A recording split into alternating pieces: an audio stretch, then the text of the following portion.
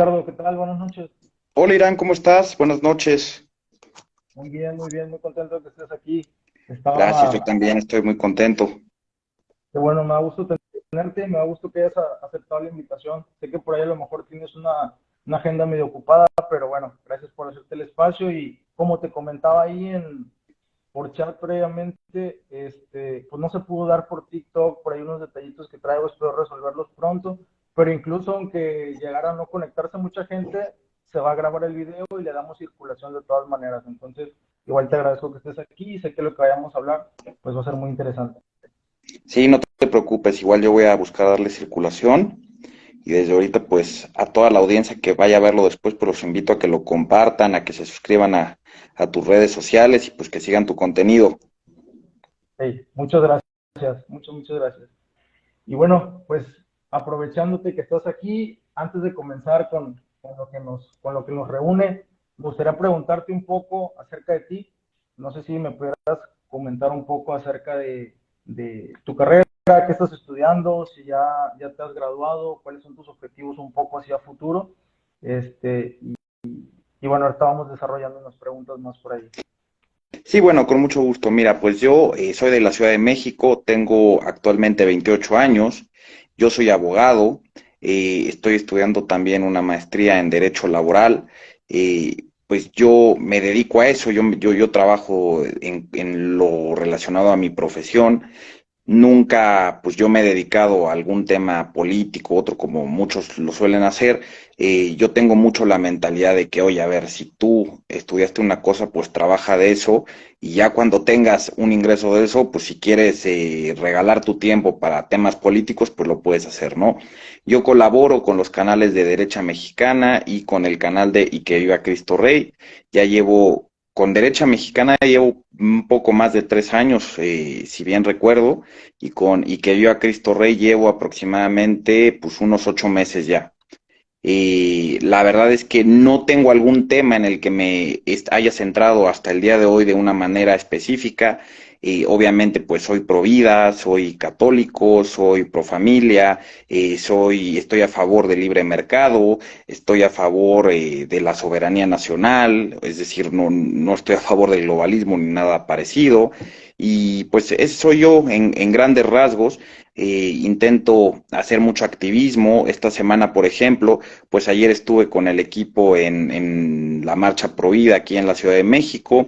El jueves pasado estuvimos en la Cámara de Diputados en un evento organizado por Científicos MX y pues ahí tuvimos, por ejemplo, una gran oportunidad que fue que hicimos una consagración de la Cámara de Diputados a la Virgen de Guadalupe. Entonces fue un evento muy simbólico y pues muy bonito.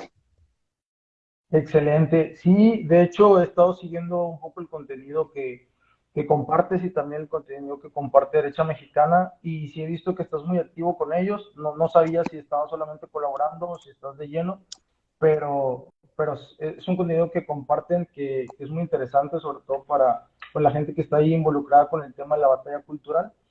Y me gustaría preguntarte, o más bien si pudieras definir o describir así en pocas palabras qué es la batalla cultural y por qué la estás dando, si consideras que la estás dando desde tu nicho, desde tu trinchera. Sí, a ver, con gusto. Pues mira, la batalla cultural es justamente una lucha ideológica, educativa, por los valores que hicieron a Occidente ser lo que es como bloque. Occidente al final del día es el hemisferio del mundo en el que más cosas se han conseguido en tema, por ejemplo, de justicia, de derechos humanos, de progreso tecnológico, de progreso económico, y este desarrollo que se ha tenido tiene como base una serie de valores derivados de una cultura judio-cristiana. Eh, Ojo, no quiero decir que se tenga que ser religioso para dar la batalla cultural. Una cosa es compartir una religión judeocristiana y otra cosa es reconocer la influencia de los valores de esta cultura judeocristiana en nuestra sociedad. Por ejemplo, el concepto de familia que nosotros tenemos viene del judaísmo. El judaísmo nos dio la identidad de la familia que tenemos hoy en día, ese vínculo de cuidar a los propios, de procurarlos, de ver por sus intereses, por su desarrollo, es algo que se sacó de las familias judíos, a diferencia, por ejemplo, de los griegos o los romanos, que en algún descontento podían incluso agarrar y vender a sus hijos como esclavos, cosa que los Sí. judíos no hacían. Entonces, esa tradición judía que pasó después del cristianismo es el núcleo de nuestra sociedad y sirve, por ejemplo, como base para todo lo que hemos logrado. Claro, y ya lo comentaba por ahí Max Weber, me parece, si no me equivoco, que fue el que sentó las bases, ¿no? De hacer un estudio sociológico referente a esto, de cómo el cristianismo vino a modificar una cultura, bueno, más bien establecer, ¿no? La base de una cultura, lo que fue la parte de Estados Unidos, todo lo que ahora es Estados Unidos. Me ha parecido muy interesante. Solamente he leído a él, no sé si tú conozcas algún otro que me puedas recomendar por ahí, pero me pareció bastante interesante los apuntes que él hace respecto a cómo es que esa influencia ha perdurado hasta el día de hoy, cómo es que esa influencia nos ha permeado y bueno, hasta el día de hoy nosotros lo podemos ver, ¿no? Y que es justamente la persecución que ahorita estamos teniendo, ¿no? La persecución lo escuchaba el otro día de Nicolás Márquez, este autor argentino, él decía, este, es interesante que todas las marchas feministas terminen en la catedral de la ciudad de turno, ¿no? Porque en realidad el debate pues va por la parte religiosa, aunque ellos dicen que no, siempre termina en una catedral porque es precisamente el enemigo, ¿no? Del progresismo, la tradición, los valores judio-cristianos, y creo que me parece muy interesante ahí el apunte que hace. Que, Lo cual es completamente hasta irónico, porque si hay una religión que se ha caracterizado por otorgar libertad, por otorgar valores de igualdad entre hombres y mujeres, es el cristianismo. Por ejemplo, la Iglesia Católica, para los que no lo están viendo y no lo sepan, pues fue la primera institución formal en la historia de la humanidad que educó a mujeres, que eran las religiosas. Las iglesias cristianas, por ejemplo, protestantes en Estados Unidos, fueron las primeras que permitieron a los grupos sufragistas ir a dar conferencias sobre el derecho de las mujeres a votar. Entonces es muy irónico que hoy se le apunte a la iglesia y al cristianismo como el enemigo de la igualdad entre el hombre y la mujer, cuando ha sido históricamente todo lo contrario. Yo quiero preguntar, a ver, ¿por qué jamás se va a vandalizar? Ni siquiera me voy a una mezquita o algo así en México, pero a ver, simplemente la embajada de algún país islámico en el que se la pide a las mujeres, como es el caso, por ejemplo, de Afganistán, ahora que está bajo el control talibán otra vez, ¿cuándo vamos a ver que se vaya a hacer una manifestación a una embajada de Afganistán? Jamás. sí, totalmente de acuerdo. Y de hecho, creo que el cristianismo desde sus bases siempre desde el siempre ha visto por la sociedad, es decir, siempre ha tenido una repercusión social, no solamente se ha quedado en sus iglesias, en sus comunidades, sino que ha tenido repercusión social positiva e importante. Escuchaba el otro día como la historia de y me parece que era un dirigente romano, no recuerdo bien, se llamaba Juliano el Apóstata, y él quería acabar con el cristianismo. Y Uno de muchos. justamente O sea, él, si ha habido una religión bueno, perseguida en la historia, ha sido el cristianismo. Ajá. y lamentablemente no se aboga por los derechos del cristiano, irónicamente, ¿no? Pero fíjate que este Julián la Apóstata hay unas cartas donde él conversa con uno de sus subordinados y le pregunta, bueno, ¿cómo va el avance de este ataque al cristianismo, desaparecer el cristianismo? Es la encomienda que él había hecho, ¿no?, a su gente. Entonces, en una de esas cartas, uno de ellos le contesta, no, pues vamos mal. O sea, en pocas palabras, parafraseándolo, vamos mal, va todo mal. Y dice, bueno, ¿por qué? Si estamos invirtiendo todos los recursos y toda nuestra fuerza política y todo nuestro poder militar en acabar con el cristianismo, ¿por qué vamos mal? Y lo que le responde me resuena mucho todavía, aunque lo leí hace varios años. Le dice, los cristianos ayudan a sus enemigos. Si hay alguien de guerra, si hay alguien que está malherido, si alguien tiene hambre, si alguien tiene sed, los cristianos van y lo apoyan. ¿Cómo podemos competir? Y creo que eso es importante porque eso a lo largo de las generaciones ha seguido o debería de seguir, ¿no? O sea, el catolicismo, o sea, el cristianismo ha seguido Y eso se trata de borrar, eso se trata de borrar el discurso, lo único que se trata de hacer ver es con los temas, digamos, negativos, a lo mejor que ha tenido la iglesia en general, o bien cosas sacadas de contexto para poder, digamos, como, pues echar un poco más de tierra, echar un poco más abajo la figura de la iglesia y eventualmente en algún momento, pues, que se venga abajo. Yo creo que eso es lo que están buscando, ¿no?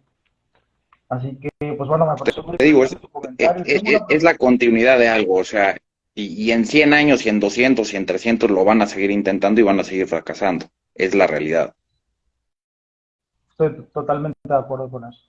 Y bueno, me gustaría también preguntarte, ¿cómo ves tú? Digo, ahorita ya vamos a entrar un poquito en lo que es el objetivo uno y un poco más acerca de este tema, pero hay una meta que se han trazado la gente de la ONU, estos dirigentes que están ahí atrás, ¿no? En las sombras, y ya ni tanto en las sombras, porque yo recuerdo hace unos años todo esto era teoría de la conspiración y tú hablabas de esto y nadie te creía, pero ahora ya ni siquiera les importa tanto que la gente se dé cuenta, ¿no? Totalmente abierto lo hacen y en la página de la ONU podemos encontrar sus planes tal cual. Pero me gustaría preguntarte, ¿esta agenda está diseñada para que se cumpla en el año 2030 o al menos que podamos verla ya materializada en ese año? Mm, ¿Qué tan viable mm. es? Desde tu experiencia, desde tu punto de vista, qué tan viable es o qué tan real, qué tan alcanzable es, de acuerdo a la sociedad en la que vivimos, que sí se logra alcanzar los 17 objetivos de la Agenda 2030? Mira, la verdad es que yo pienso que hay que distinguir, hay que partir de una base y es que la Agenda 2030 es una agenda global de entrada. Ellos parten de un error muy fundamental y muy simplista a mi modo de ver las cosas, que ellos creen que todo el mundo va a ser igual y ellos creen que todo el mundo va a poder operar de la misma forma y va a poder responder igual. Obviamente ellos en ese sentido tienen un error garrafal por donde uno lo vea. Tal vez su agenda se podría aplicar pues, en algunos países de Europa, obviamente los más serviles, tal vez en Estados Unidos, si es que si Estados Unidos sigue de la mano de los demócratas, tal vez lo podrán intentar hacer en Canadá, en países como Nueva Zelanda, a lo mejor, pero la verdad es que para regiones como América Latina, como Europa Oriental, como Asia, como África, como el resto de Oceanía, es que tienen cuesta arriba la cosa, porque ellos no cuentan ni tenían un conocimiento de la ingobernabilidad que hay en nuestras regiones. O sea, si no hay un gobierno local que pueda venir a poner orden en nuestros países, y a ver, me refiero ahora específicamente a México, si el gobierno mexicano no puede poner orden dentro de su territorio, como un organismo internacional sin poder aquí, fáctico, cree que va a poder venir a hacerlo. Que digo, eso no cambia su intención. Su intención es hacerlo y estoy seguro que en los territorios que controlan lo van a hacer. Y pues ahí precisamente va a haber los estallidos sociales más grandes derivados de este tipo de agenda. No, y además que, qué bueno que lo mencionas, a lo largo de la historia América Latina ha estado plagada de golpes de Estado, de traiciones, etcétera. O sea, totalmente la lectura que haces, concuerdo contigo, no lo había visto desde ese punto de vista, pero si nos ponemos a ver un poco la historia de toda América Latina, no solamente de México, totalmente ingobernable, creo que lo describes muy bien. Entonces, resumiendo, ¿lo ves alcanzable o crees que no? Porque por ahí en algunos foros me ha tocado ver y ya se está hablando del año 2050, pero bueno, eso ya es tema aparte, ¿no? Mira, A lo mejor no les están yendo tan bien. si quieres lo aterrizo a México, para la gente común no prácticamente no lo va a sentir. Y me refiero, la gente común es a gente que está por debajo del 95% de la población, que es la que gana aproximadamente menos de 14,000 pesos mensuales, no lo va a ver. Quien lo va a sentir muy fuertemente es el 5% restante, que es el que está inmerso en toda la infraestructura esta pues, del globalismo, de las megacorporaciones, etc., etc., que, ojo, quiere decir que a muy largo plazo no pueda tener un impacto en la gente de a pie. Repito, a la gente de a pie de entrada, en los próximos, si quiero ponerme de profeta, en los próximos 20 años no va a importar la Agenda 2030 porque simplemente ellos tienen, la gente tiene otras preocupaciones, a la gente le interesa, oye, mi trabajo me está consumiendo esto, en salud yo tengo estos problemas, en seguridad, la seguridad que es el gran problema de México, no permite que vengan a hacernos preocupar por si la gente habla en lenguaje inclusivo, no, no, o sea, aquí la gente tiene problemas mucho más reales que ese tipo de problemáticas que son de élites. La verdad, el lenguaje inclusivo es un problema de la élite, no es un problema del pueblo. El pueblo eso ni lo conoce. Y qué bueno, ahí los envidio totalmente. Quisiera estar en su posición en estos temas. Entonces, en México se aplicará de inicio para las élites la Agenda 2030 y en los próximos 20 años yo pienso que el pueblo ya no está a salvo. Muy bien.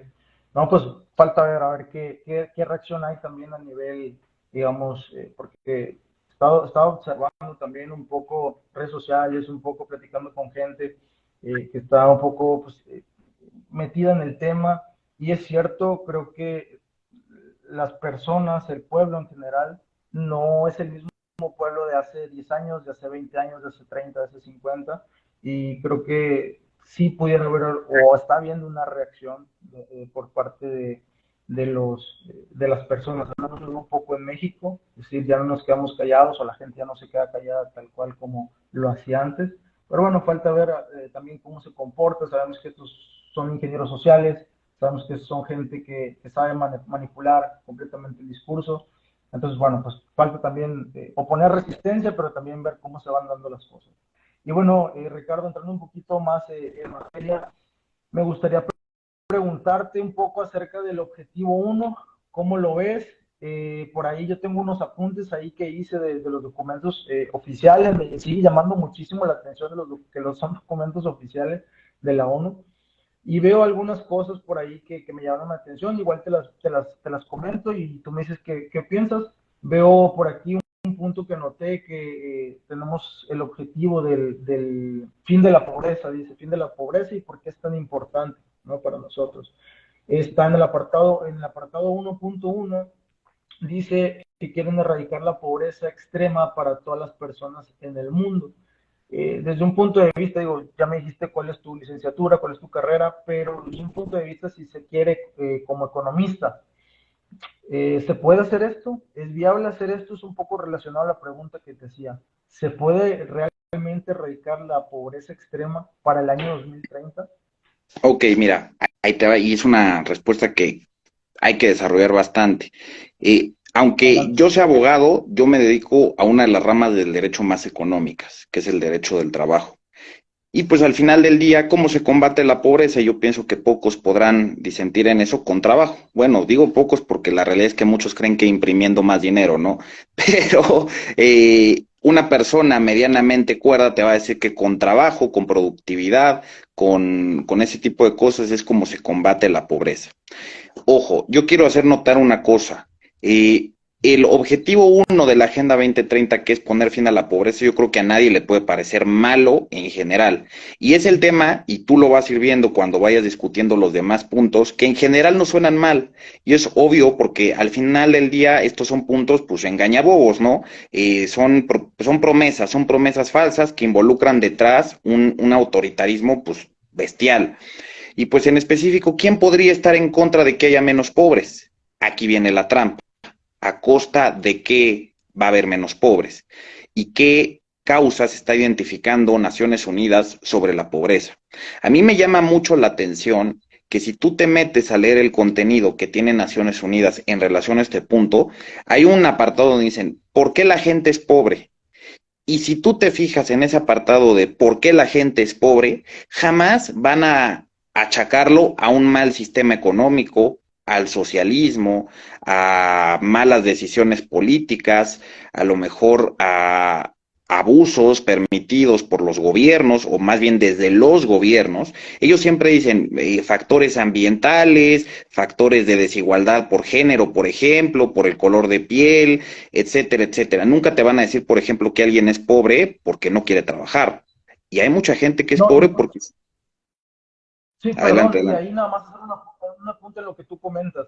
El izquierdista como tal tiene, o el progresista tiene el concepto de que el pobre o el delincuente es de alguna manera víctima de una sociedad, ¿no? De alguna forma. Sí, no, no es culpable él mismo, no, no lo culpabiliza él mismo, no lo responsabiliza él mismo, lo he visto en varias situaciones, en varias ocasiones, sino que dice, ¿sabes qué? Esta persona es víctima de la sociedad, por eso es pobre, o bien por eso está siendo un delincuente, ¿no? Y lo escuché mucho ahora con el tema este de Bukele, que está metiendo gente a la cárcel, régimen de excepción y todo esto, y los izquierdistas defendiendo a la gente que está en la prisión, porque son en última instancia víctimas de la sociedad en la que están y no, prácticamente no les quedó. Creo que también el de Colombia, ¿no? Petro, también mencionaba algo similar. Entonces el pensamiento de ellos va más o menos por ahí y no está a mí también me llamó la atención esto que comentas, esta parte donde te dan ahí la cifra de los 700 millones de personas y demás, y te dan una serie de razones, pero ninguna figura las que estás comentando. Sí, no, y a Perdón. ver, yo pienso que para todo esto hay que empezar rompiendo un tabú. Y el gran tabú es que la desigualdad es mala per se. Ojo, yo pienso que la meta no debe ser eliminar la desigualdad. ¿Quién quiere a ver, alguien de verdad quiere ser igual a todos obviamente no me refiero en derechos, en derechos todos debemos ser iguales y creo que lo somos en México. Pero en las demás cuestiones, por ejemplo, en cuestión económica, ¿la desigualdad económica es mala? Yo pienso que no, yo pienso que el hecho de poder tener la posibilidad de aspirar a más, de aspirar a tener más que otros, de aspirar a poder ser mejor que otros, es un elemento importante en el desarrollo de toda sociedad. Es el principal aliciente, el principal incentivo para que una persona se esfuerce y no solo eso, sino que dé un más, de que busque innovar, de que busque crear algo nuevo, de que busque destacar por algo. Y eso es lo que trae el progreso. Y para la audiencia quiero preguntar, ¿saben por qué Estados Unidos ocupa la posición privilegiada como potencia que tiene hoy en día? Por si no lo saben, Estados Unidos fue la primera nación civilizada del mundo en proteger, por ejemplo, de una manera formal y seria las patentes que desarrollaban científicos e inventores.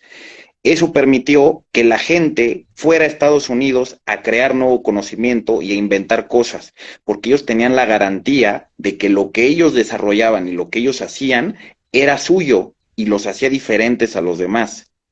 Y justamente Estados Unidos hizo que su población viviera bien a costa de proteger esa desigualdad en alguna medida, de que tú hiciste algo mejor, te vuelves un desigual en automático a alguien que no lo ha hecho y te vamos a proteger que lo seas.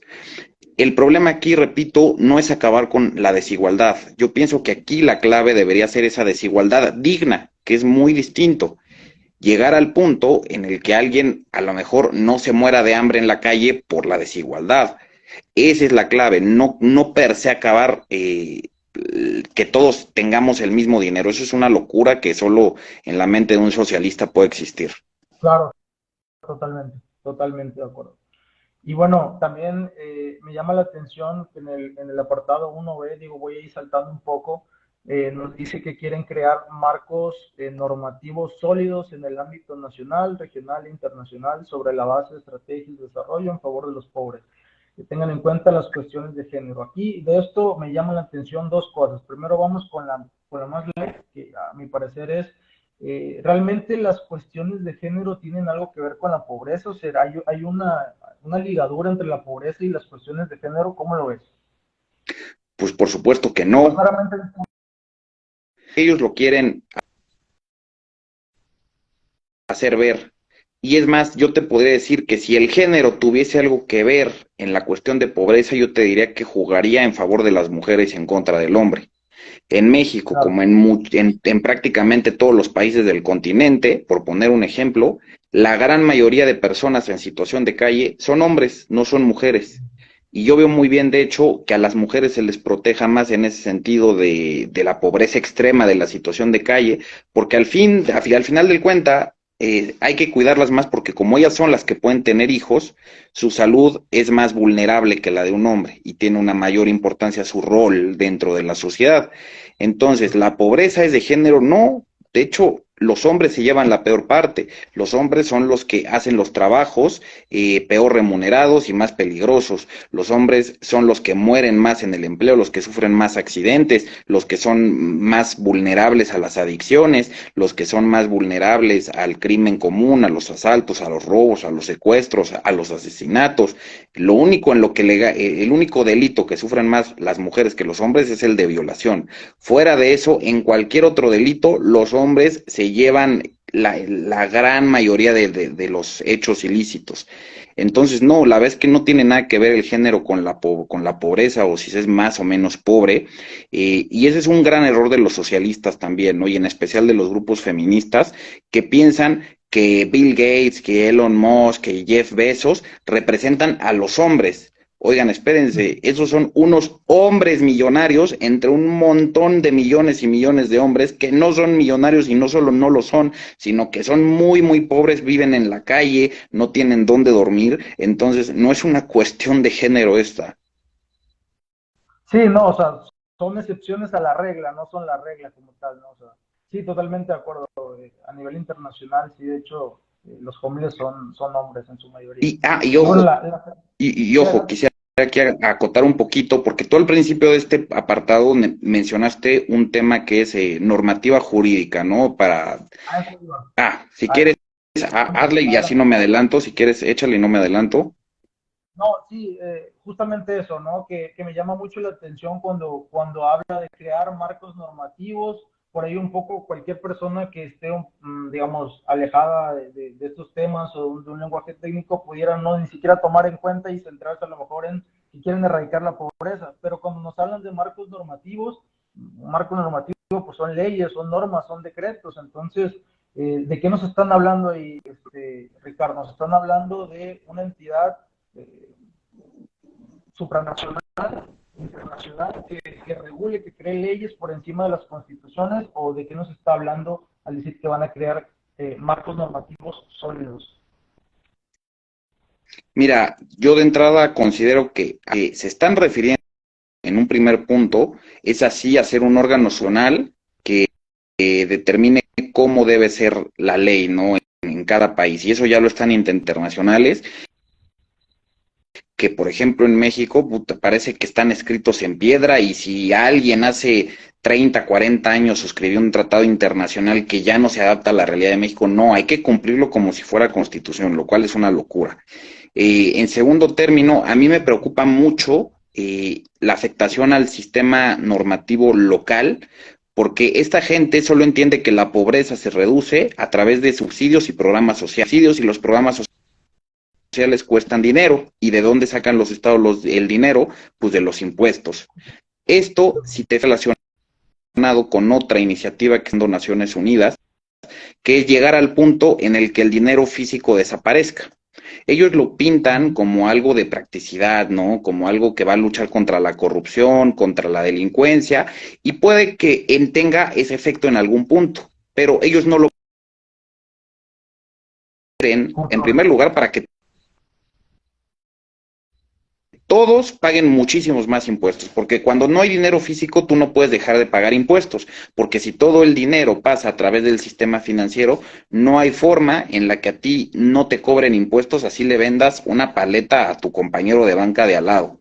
En segundo lugar, una vez que ya no hay dinero físico y tú ya no tienes un escape al pagar impuestos en ese tipo de pequeñas cosas tan siquiera, pues ahora sí, te pueden subir todos los impuestos que ellos quieran y no vas a poderte escapar. ¿Y cuál va a ser el pretexto de subir estos impuestos? Pues luchar contra la pobreza, ¿no? Y de hecho se ha manifestado muchas veces en contra de la existencia, por ejemplo, de multibillonarios, ¿no? Como Elon Musk.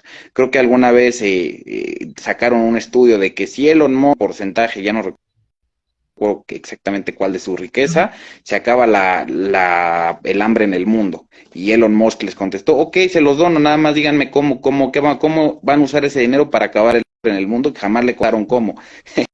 Entonces, ellos están en contra de que la gente y haga en especial mucho dinero.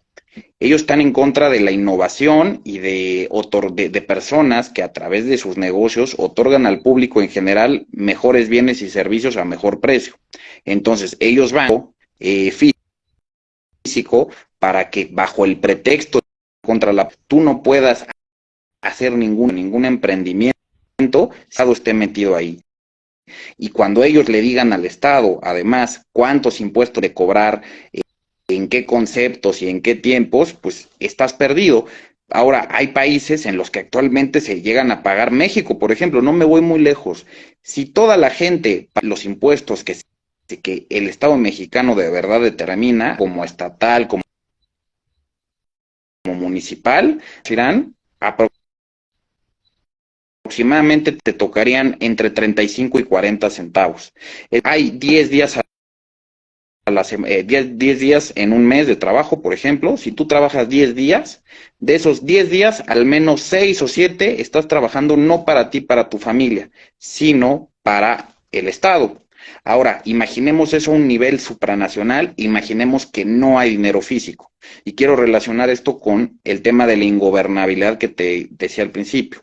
A ver, es un hecho que hay que pagar impuestos. Toda sociedad, yo no soy libertario ni nada así, ni anarcocapitalista o algo parecido. Yo pienso que sí hay que pagar impuestos, pero yo pienso que los impuestos deben ser necesarios. O sea, no se debe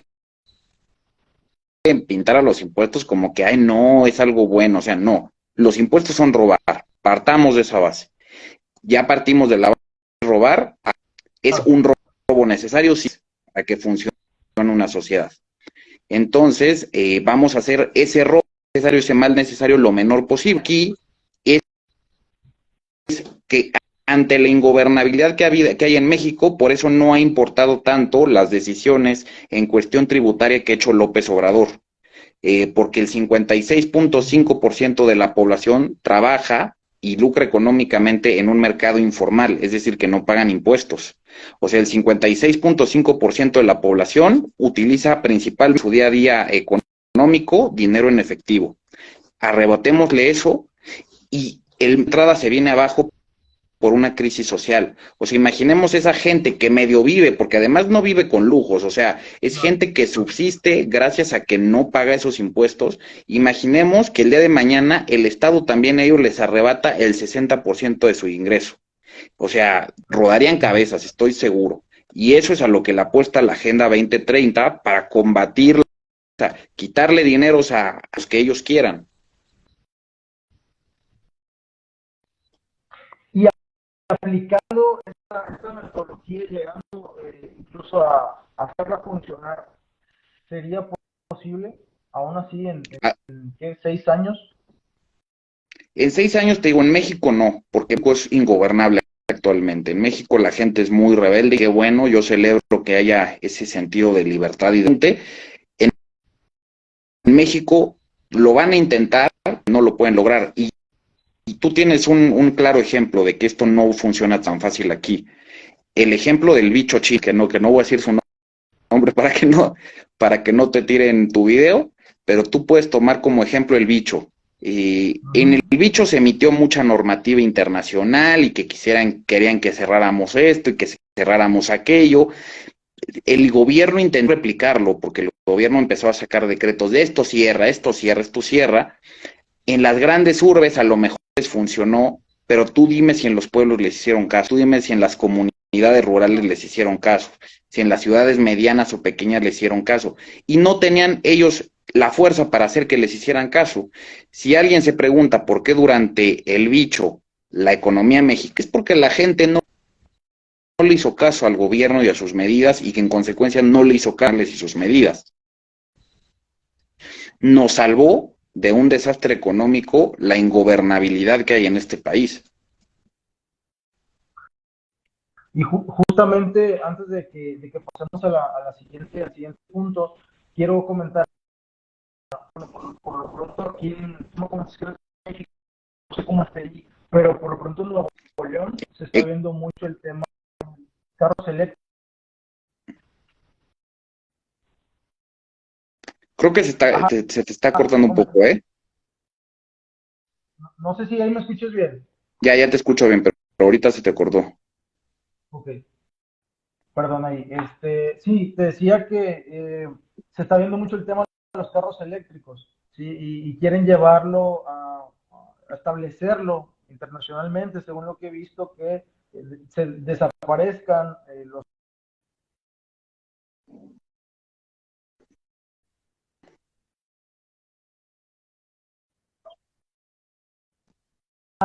con toda esta calentología que trae, ¿no?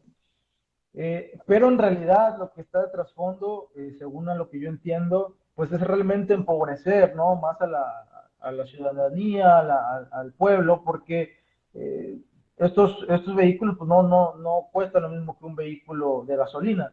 Entonces, en realidad no es que la gente pase a tener un vehículo de estos, sino que más bien pues pase a no tener vehículos. No sé si estás de acuerdo con este punto. Y creo que medidas como estas son las que quieren aplicar que parecieran una cara amigable, positiva, pero en realidad lo que traen detrás pues es algo que va a terminar empobreciendo más a las personas, ¿no? Y también me gustaría comentar algo más aquí en el punto 1.4, volviendo un poco al tema de los derechos, porque cuando ellos quieren, al menos lo que he visto, cuando ellos quieren que la sociedad civil, el pueblo en general, acepte una de sus leyes, una de sus normas o una propuesta que están impulsando, usan la palabra derecho, ¿no? Y tú que estás tan relacionado con el No, derecho, si pues, te pues, vieras todas las veces que yo escucho, ya todo es derecho, ya el internet ya es un derecho también, según la ONU. pero es una manera de decirle al ciudadano, no, ve y defiéndelo, ¿no? Porque yo creo que a Sí, nivel cognitivo no ha de generar algo dentro de las personas y no, es mi derecho, voy y lo hago. O sea, es parte la manipulación del lenguaje, ¿no? No sé si quieres comentar algo al respecto, solamente déjame, leo esta línea para ver si lo puedes direccionar hacia allá. Dice el 1.4, para 2030 garantizar que todos los hombres y mujeres, en particular los pobres y los más vulnerables, tengan los mismos derechos a los recursos económicos. Y yo veo una manipulación del lenguaje, no sé si tú la puedas ver, pero dice que tengan los mismos derechos a los recursos económicos. Si hay desigualdad, no creo que haya más derechos para unos que para otros, que creo que era un poco lo que comentabas hace unos momentos. No sé qué opinas de este punto. mira, yo sostengo que solo existen derechos fundamentales, que el primero de ellos es a la integridad física, que obviamente dentro de él se incluye el de la vida, el segundo de ellos es Uh el -huh. de la libertad, y el segundo de ellos, el tercero, a la propiedad privada. Todo Okay. lo demás que la gente se inventa deriva en algún modo de ellos. Cuando ellos dicen que todas las personas deben tener derecho a acceder a los mismos recursos económicos, literalmente están llamando a arrebatar de unos, arrebatarle a alguien algo que tiene y que tú deberías tener porque es tu derecho. O sea, veamos la dicotomía que las Naciones Unidas están planteando en este punto. Hay recursos económicos que tú no tienes porque alguien te está quitando y es tu derecho tenerlos. Entonces, ¿qué se pone en la psique de estas personas? Oh, si tú me estás violentando mis derechos, tú eres mi enemigo y yo debo ir contra ti. Repito, ¿qué esperamos de una ley que alguien puede tener derecho a con el vientre? O sea, de ahí partimos de la base de que no sabe lo que es un derecho, no entiende lo que son derechos. Y volviendo a un tema con de los coches eléctricos, lo que decías, a ver, el coche eléctrico está supravalorado. El coche eléctrico nació antes que el coche a combustión interna. Si bien recuerdo, obviamente, fechas más, fechas menos, el coche eléctrico se inventó por ahí de 1860 y algo. O sea, y es un invento antiguo. Y ahora no ha servido es porque en una deficiencia no es lo idóneo. Yo sé que ahora hay modelos, pero como tú dices, son muy caros. En México, simplemente, ¿cuánta gente puede cambiar su automóvil por año? O sea, yo creo que ni el 5% de la población. ¿Cuánta gente hoy en día conduce un modelo, por ejemplo, del 2010 o anterior, del 2005 o del 2007? Ahora, imagina que quiera decir a México, no, pues mañana me prohíbes todos los coches a combustión interna y puro eléctrico. ¿De verdad creen que la gente va a hacer caso? O sea, y ni siquiera me voy a los ciudadanos, las mismas autoridades, la policía también tienen sueldos bajos, tampoco ellos podrían adquirir un coche eléctrico. No hay forma de en México hacer efectivo de medidas, lo cual también acarrea una preocupación que debe venir a todos nosotros, que es si ellos van a pretender aplicar este tipo de medidas en el primer mundo, alguien lo tiene que pagar. ¿Y quién lo va a pagar? La gente del tercer mundo como nosotros, que vamos a fungir como la mano de obra barata para que toda esta gente en Europa, en Estados Unidos, si es que siguen los demócratas, pueda vivir su utopía de la Agenda 2030, obviamente recibiendo dinero de lo que nosotros estemos trabajando para ellos. Claro, claro, totalmente, ¿no?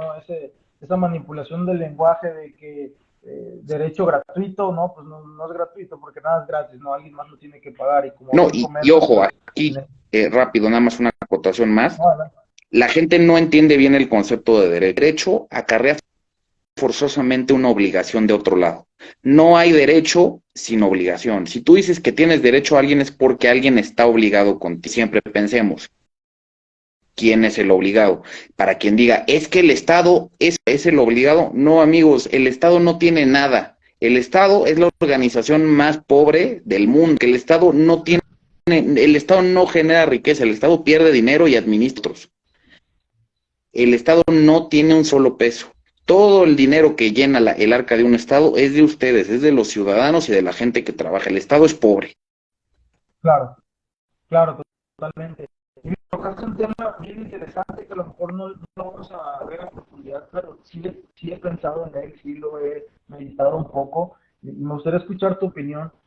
Hablaste de que incluso las autoridades no lo llevarían a cabo porque pues ni siquiera ellos podrían pagarse algo como eso, ¿no? Y yo he pensado, por ejemplo, en el tema Venezuela, tema países donde hay dictaduras, en donde dicen, bueno, ojalá y algún país intervenga, lo cual personalmente, aunque me da mucha tristeza, no estoy de acuerdo que haya intervencionismo de otros países, pero y luego la gente dice, bueno, entonces la gente se tiene que levantar nada más y eso, y luego veo a los policías, veo al cuerpo policial, militar, etcétera, que finalmente también son ciudadanos, finalmente también son parte y obviamente se dan cuenta de la precariedad en la que está su país, se dan cuenta de las carencias, se dan cuenta de cómo no sé si ellos en algún momento pudieran pensar en decir, ¿sabes qué? Pues yo también soy ciudadano y no tengo por qué estar de alguna manera secuestrando al dictador de turno y me voy a rebelar en contra.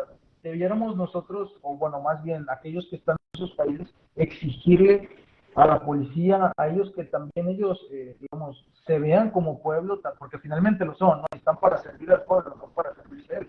Pero realmente deberíamos, o deberían ellos exigirle más a su cuerpo policial o a los militares, etcétera, que hagan algo, porque realmente a veces los pasamos por algo. A veces yo he escuchado, y cierro la pregunta, a veces yo he escuchado comentarios de decir, bueno, es que la gente se tiene que levantar, la gente tiene que hacer huelga, la gente tiene que hacer esto, el otro, o alguien más tiene que venir y intervenir en ese país, pero nunca se menciona, o muy pocas veces se menciona el cuerpo policial, la milicia, etcétera. Debería de exigírsele más a ellos como ciudadanos que son. ¿Qué opinión Mira, tienes al yo te respecto? diría de ese lado, desgraciadamente no podemos exigir más porque una dictadura de ese tipo, en general todas las dictaduras, una de las primeras cosas que hacen cuando llegan al poder es prohibir las armas. ¿Por qué? Porque ellos saben que la gente el día de mañana no se va a poder levantar en contra de ellos. Desgraciadamente no vivimos en tiempos a lo mejor como de la Revolución Francesa, como de la Revolución Mexicana, en el que pues las armas, aunque obviamente daban una gran ventaja, pero vaya, no eran tan eficientes, tan avanzadas como lo son hoy en día. Hoy en día, pues por más que tú tengas toda la voluntad del mundo, piedras y palos, difícilmente vas a poder oponerte a alguien que tenga armas modernas. No era lo mismo armas, aunque que te daban ventaja eran muy rudimentarias. El gran tema aquí, yo la verdad, yo sí te digo, yo sí pienso que la única Venezuela, como Cuba, como Corea del Norte, yo sí pienso, desgraciadamente, la única circunstancia que los podría dar es una intervención, la verdad, de alguna otra nación o de una vez, eh, porque son duras de naturaleza militar. Y ahí literal milicia está al mando del gobierno. O sea, no pensemos, yo pienso que ese es el gran diferenciador entre, por ejemplo, un gobierno como el de López Obrador, como el de Petro, como el de Boric, con un Nicolás Maduro, con un Díaz, que ellos son dictadores militares. Ellos los mantienen en el poder, no los votos de la gente, sino las fuerzas de las armas. Eh, por eso ellos pueden, de una manera tan descarada y tan cínica, perpetuarse ahí sin ninguna consecuencia, porque ellos no tienen que quedar bien con nadie, porque lo único que los mantiene son las armas. Y mientras tengan las armas, se van a seguir en esa posición. Y se hace ahí como que una especie de élite militar en la que mientras el ejerza árabes, ellos van a seguir apoyando al dictador en turno, cosa que no pasa acá, y cosa que también difiere del tipo de dictadura que pretende imponer Naciones Unidas, porque ellos pretenden una dictadura ideológica y cultural, que a largo plazo, ojo, a largo plazo la gente no se da cuenta que está ahí hasta que es demasiado tarde. La dictadura militar es muy escandalosa, está a los ojos de todos, y bueno, todos la vemos y todos la condenamos. El tema también es el papel geopolítico que ocupan estos dictadorzuelos a nivel global, porque al final del día, ellos, si siguen en esa posición, no es porque sean civiles, sino porque ellos también representan un interés global de respecto a su posición para otras, por China, que China sabe que en Venezuela y en Cuba tiene un aliado incondicional por si algún día necesitan poner una base en América. Entonces, de ahí el problema y de ahí que desgraciadamente no le podamos exigir más a su gente, porque pues no tienen los medios, no tienen los medios la gente de Venezuela, la gente para levantarse contra sus gobiernos, y además a sumarle a estas causas que dictaduras de narcotraficantes, son narcodictaduras. Entonces, imagínate que no solo tienen el poder del Estado, sino que también tienen de su lado el poder de la delincuencia y del crimen organizado, pues contra eso. La verdad es que, repito, de una intervención de otra potencia extranjera. Claro, entiendo, entiendo. Bueno, mira, antes de continuar con el tema, me gustaría leer los comentarios que están aquí. Ellos están muy, muy relacionados. Dice: el veganismo es un problema fifí. Y bueno, y la gente busca vivienda, familia, trabajo y educación. Y es cierto, un poco lo que comentabas hace rato, o sea, realmente la gente no está pensando en si usa la E en lugar de la A, etcétera, ¿no? Lo que la gente está buscando es mejorar sus ingresos, que su familia tenga salud, tenga buena atención, buena educación. ¿Cómo se le puede llegar a esa gente, Ricardo? En tu experiencia en la batalla cultural, ¿cómo se le puede llegar a esa gente que es de a pie, que no está pensando en el lenguaje inclusivo, que no está pensando en teñirse el pelo de color? Esa gente trabajadora, ¿cómo le puedes llegar? ¿Cómo le puedes decir? ¿Qué discurso, qué palabra les dirías para por lo menos dejar ahí una semilla en ellos y si, bueno, a lo mejor me tengo que interesar en temas políticos? Pues mira, yo lo que le puedo decir a esa gente es de que, a ver, hay que hacer una reflexión primero. A nosotros nos interesa la batalla cultural. ¿Por qué? Porque es lo que tenemos cerca. Pero eso no quiere decir que la derecha o la nueva derecha no pueda proponer ideas y soluciones para la gente que siempre está olvidada. La izquierda solamente representa un voto clientelar, representa un sector más de la población al que pueden comprar. La derecha lo que le ofrece a la gente es libertad para trabajar, pagar menos impuestos para que el dinero que ellos ganen derivado de su trabajo pueda llegar a su mesa en una mayor cantidad. Lo que la derecha puede ofrecer a esa gente es más trabajos y mejor pagados, porque cuando hay más competencia laboral, los salarios suben. Hoy en día, y eso es algo que siempre digo, las condiciones de trabajo buenas no se consiguen a través de huelgas ni sindicatos, hoy se consiguen a través del mercado. La gente lo que busca hacer cuando su trabajo no le da lo que ellos callar una huelga, ellos van y buscan y en la medida en la que haya un ambiente en el que podamos darle a la gente mayor cantidad de ofertas laborales, su vida va a mejorar. Ellos necesitan elegir y necesitan seguridad. Por ejemplo, en seguridad la derecha les puede ofrecer libre portación de armas. Si el Estado ha demostrado protegerte y no puede llegar a tu casa a evitar que le hagan algo a tu familia, oye, mínimo te vamos a dar la oportunidad de que tú te puedas cuidar solo, de que el día de mañana no tengas que ser una víctima, sino que puedas ser el defensor de tu familia. Entonces, hecha la batalla cultural, se va a ir por la gente, se tiene que interesar en ese tipo de problemas comunes para que la gente se interese a su vez en nuestros problemas. Puedo esperar que la gente se interese en luchar, por ejemplo, contra la agenda del pañuelo verde, si a mí no me interesa, que más no me puedo esperar que a la gente le interese luchar contra la agenda del arco iris, si sus ni siquiera pueden ir a de la agenda arco iris, es que quieren adoctrinar a los niños en las escuelas.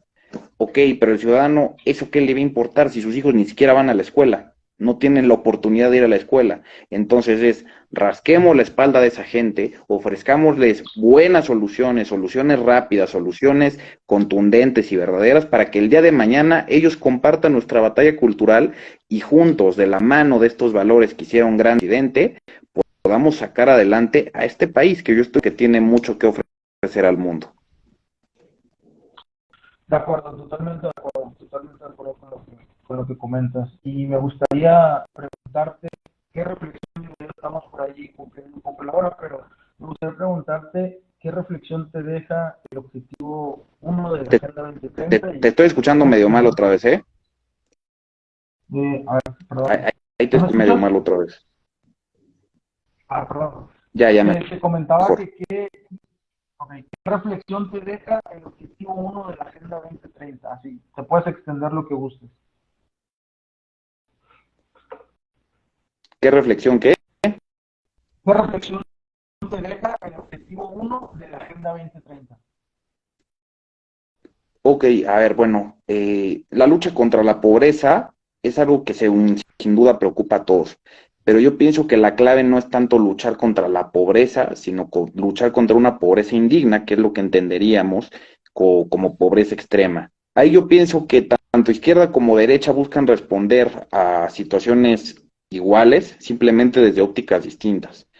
El ser de derecha no implica que nosotros queramos que haya muchos pobres, al contrario, nos conviene que haya pobres muchas veces a la izquierda, porque la izquierda es quien los puede manipular de una manera más sencilla que la gente de derecha, porque mientras el de derecha te va a ofrecer un trabajo, el de izquierda te va a ofrecer una despensa, y cuando tienes una necesidad... Y además, que ellos sin reparo lo dicen, lo aceptan, ¿no? Nosotros abogamos por los pobres porque son el voto seguro, hasta López Obrador lo ha dicho, y que les convienen pobres porque una vez que se hacen de clase media, se hacen de derecha, o sea, ellos mismos lo reconocen sin ningún problema. Sí, claro. ¿Por qué? Porque, repito, son funcionales. Ellos saben que, por eso López Obrador odia tanto a la clase media. De hecho, si te fijas, él no odia tanto a la clase alta, como él dice, a los que sí son fifís.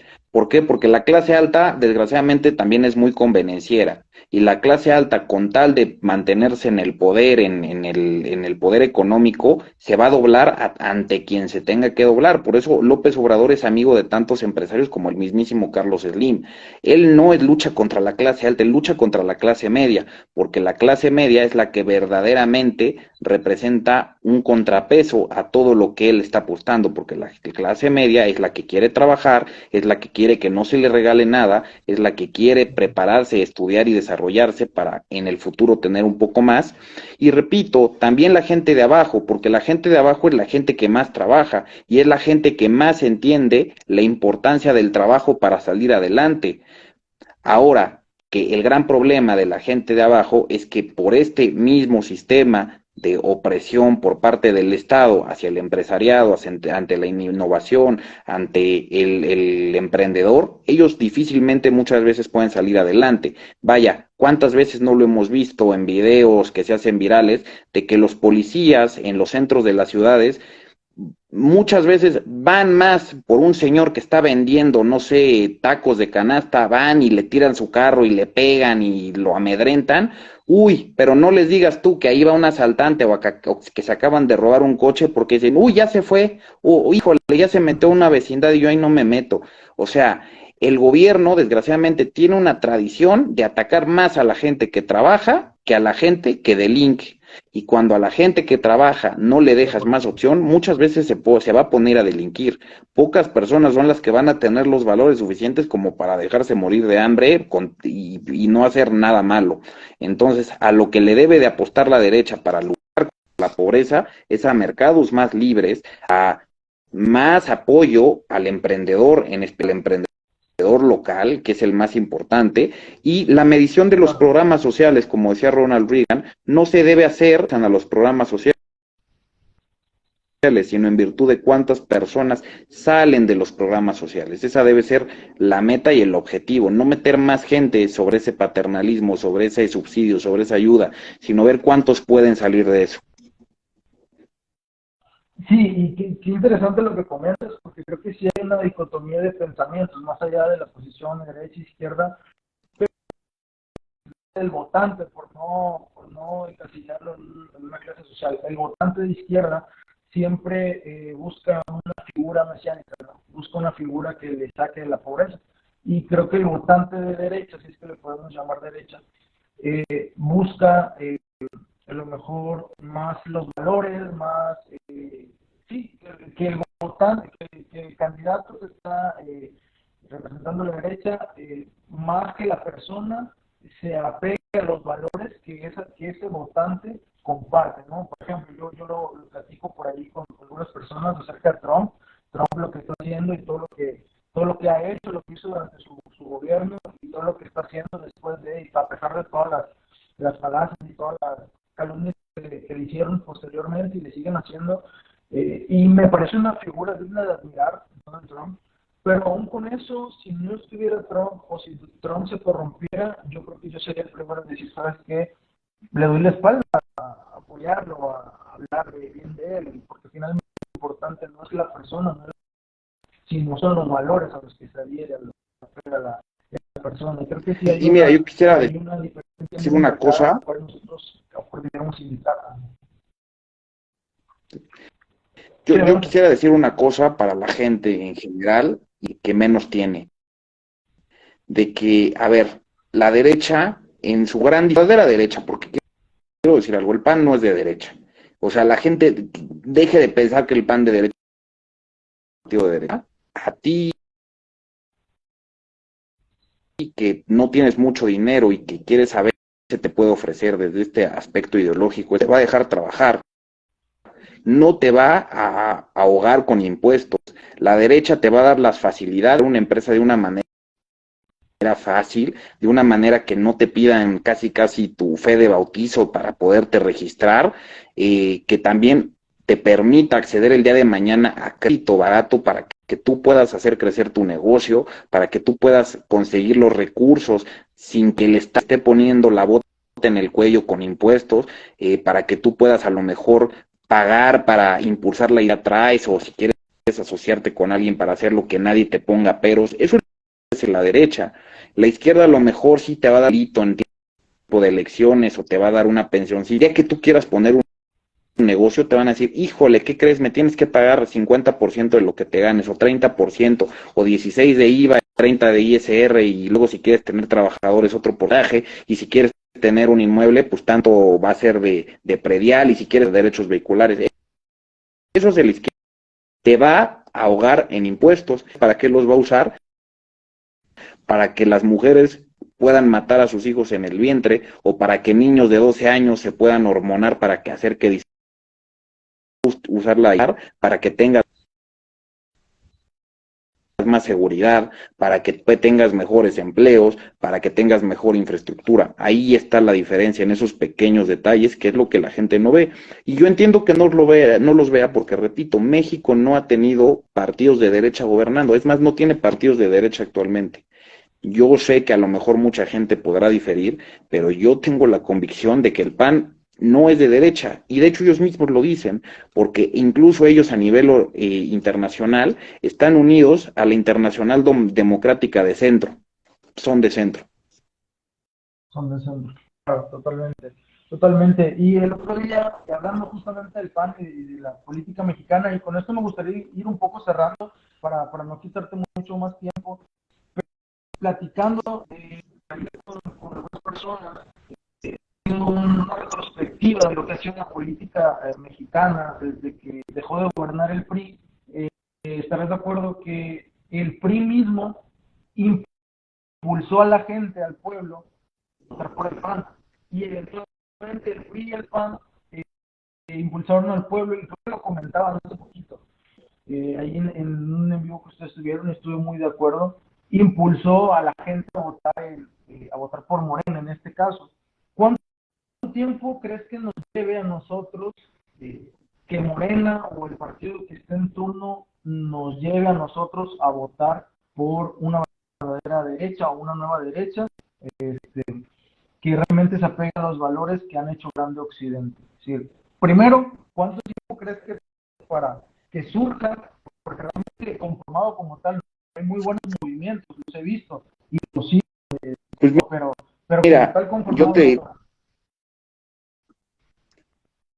Sí, pues mira, adelante. yo te respondería, ¿cuánto tiempo nos va a tomar para que México vaya a votar por una derecha y haya una derecha competitiva verdaderamente en las elecciones? Yo te diría mínimo hasta 2030. ¿Por qué? Porque bien o mal, López Obrador pues es un cacique que tiene a la gente de su mano. Y yo pienso que nadie puede negar que ese hombre pues ha demostrado una muy buena mente para la política. Pero pues la verdad eso se va a acabar en el 2024 y de ahí pues va a venir como una hecatombe, ¿no? De que muchos políticos se van a estar peleando por el poder en Morena, pues ahí está Sheinbaum, ahí está Ebrard, ahí está Noroña, ahí está Monreal, y eso va a dar la apertura y va a demostrar lo que ellos en verdad son, y para 2000 que a lo mejor podría haber alguna fuerza política de verdadera derecha que pueda ser competitiva. Será cuestión de ver cómo se desarrollan las cosas, pero afortunadamente hoy las cosas pasan más rápido. La tecnología, las redes sociales, los medios de comunicación hacen que hoy los cambios se den de una manera más ágil. Entonces, pues habrá que esperar al 2030 a ver, yo pienso. Muy bien.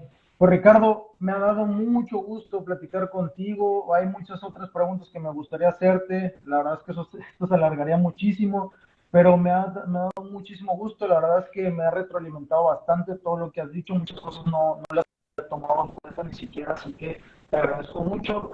Y me gustaría pedirte que pudieras dejarnos con una esperanza, con algo que nosotros podamos hacer, con algo que tú veas, una esperanza frente específicamente a este objetivo número uno de la Agenda 2030. ¿Qué esperanza tenemos frente a eso? Pues mira, yo pienso que la gran esperanza es que la gente de México al final del día le gusta trabajar. Lo que no ahogó la economía de este país ante el bicho fue que la gente, por la misma rebeldía que tiene intrínseca en el corazón en este país, no dejó de trabajar, no dejó de salir a vender sus cosas, no dejó de prestar los servicios que prestaba, y al final eso fue como que una lección no solo al gobierno de aquí, sino al que se plantea como gobierno internacional. Entonces, la esperanza es que nosotros mismos no nos vamos a dejar doblegar tan fácilmente. Solo es cuestión de encauzar esa virtud que tienen los mexicanos, de darles lo que ellos ya tienen y simplemente no entienden, que es que la derecha no planea subir impuestos, la derecha los planea bajar, la derecha no planea que el fruto de tu trabajo, no planea ponerte peros para que crees una empresa, al contrario, la gente, yo diría que la mayoría de la gente de México es de derecha y no lo sabe, porque a prácticamente todos les gusta trabajar de forma libre y que no los atosiguen con impuestos. Eso es ser de derecha. Eso es ser un capitalista. Y un capitalista es Ricardo Salinas Pliego, o un capitalista es un señor que pone un puesto de tacos aquí en la esquina. Son capitalistas los dos. Obviamente ibas dimensiones, pero esa es la realidad. Entonces, México tiene todo para luchar contra la pobreza, tiene las ganas, tiene los recursos, lo único que falta es un gobierno con una mentalidad de mercado abierto y esa es la fórmula ganadora que nos puede llevar directo al primer mundo. Resumiéndolo en una palabra, sería Libertad, la esperanza sería libertad, desobediencia civil. si lo Usarla, resumen en una palabra es usarla, libertad. Ujú. de acuerdo. Excelente, excelente palabra. Me quedo con eso, me quedo con eso, Ricardo. Pues te agradezco mucho nuevamente. Sé que en el futuro, primeramente Dios, vamos a poder platicar nuevamente. Esperemos que no pase mucho tiempo para eso, pero veamos cómo evoluciona todo esto, veamos cómo es que esto va avanzando y también cómo es que la sociedad civil pues despierta y se pone un poco en contra también de todo esto, no usa un poco la razón. Así que te agradezco nuevamente por haber tomado este envío, por estar conversando conmigo. Amigo, un gusto haberte conocido. Bueno, seguimos en contacto ahí por las redes sociales y siguiendo tu contenido, compartiéndolo. Y te agradezco mucho nuevamente por estar aquí. No, gracias, ha sido un placer y de nuevo pues invito a que se suscriban a tus canales y pues bueno, al final del día todos debemos dar esta batalla cultural y esta es la mejor forma de hacerlo, ¿no? Uniéndonos